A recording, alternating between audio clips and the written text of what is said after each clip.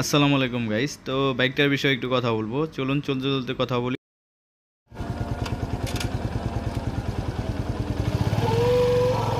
সবাইকে আবারও ধন্যবাদ জানাই। তো বাইকটা আমি রিসেন্টলি নিয়েছি, রিকন্ডিশন বাইক। তো এটা 18,000-এর মতো কম চালানো ছিল।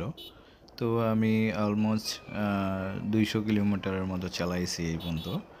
তো বাইকটার সার্ভিস আমার কাছে অনেক ভালো লাগছে, ব্রেকিং সিস্টেম। তারপরে বাইকটা আমি আগে অত এক্সপিরিয়েন্স নেই বাইকের বিষয়ে, যতটা বুঝি আমার কাছে।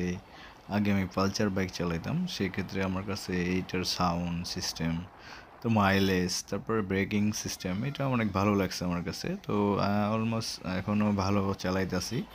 আর ওরা রিকন্ডিশন যেহেতু বাইক আমি কিনছিলাম, সেটা ওরা কমপ্লিট করে রাখছিল, কোনো রকম প্রবলেম হয় নাই।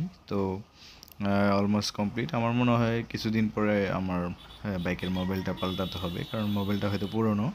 তো যখন আমি বাইকটা কিনছি, তারপরে আমাকে বলে দিছে যে ভাইয়া আপনি মোবাইলটা পাল্টে নিন, কারণ মোবাইলটা 1,000 কিলোমিটার চালানোর পরেই বলতেছে এটা উচিত যে আপনার মোবাইলটা পাল্টায় ফেলানো। তো আমি রিসেন্টলি মোবাইল পাল্টিয়ে ফেলবো। তো আমি 200 কিলোমিটারের মতো চালাইছি এই বাইকটা নেওয়ার পরে, তো এই 15 দিনের মধ্যে। তো বৃষ্টির কারণে সবসময় বেরোতে পারি না বাইক নিয়ে। তো যাই হোক, এই আর কি, এটাই আমার পক্ষ থেকে বললাম। তো বাইকের বিষয়ে অতটা এক্সপিরিয়েন্স আমার নাই, তো আমি যতটা বুঝি আমার কাছে লাগছে। ছোটোখাটো কিছু কাজ ছিল বাইকের মধ্যে, যেহেতু রিকন্ডিশন বাইক, ওগুলো আমি নিজে নিজে করছি বাসায় আমার। নিজে বসে বসে অনেক সময় ছোটোখাটো কাজগুলো করছি। যেমন একটা ইন্ডিকেটর লাইট ডিস্টার্ব ছিল, তারপরে ব্যাক প্যানেলে একটু ভাঙা ছিল, ওগুলা কাজ করছি আমি। তারপরে ছোটোখাটো কিছু জিনিসপাতি লাগাইছি, যেগুলো হ্যান্ডেল ব্লক, হ্যান্ডেল কাভার আর কি। তারপরে আপনার ওই যে নেম প্লেট, এই ছোটোখাটো জিনিসগুলো লাগাইছি, যেটা ভালো দেখা যায় বাইকটা। তো এভাবেই আমি চালাইতেছি বাইকটা এখনও। তো আমাকে ভালো সার্ভিস দিতেছে বাইকটা এখনও, আল্লাহর মধ্যে অনেক ভালোভাবে চালাইতেছি।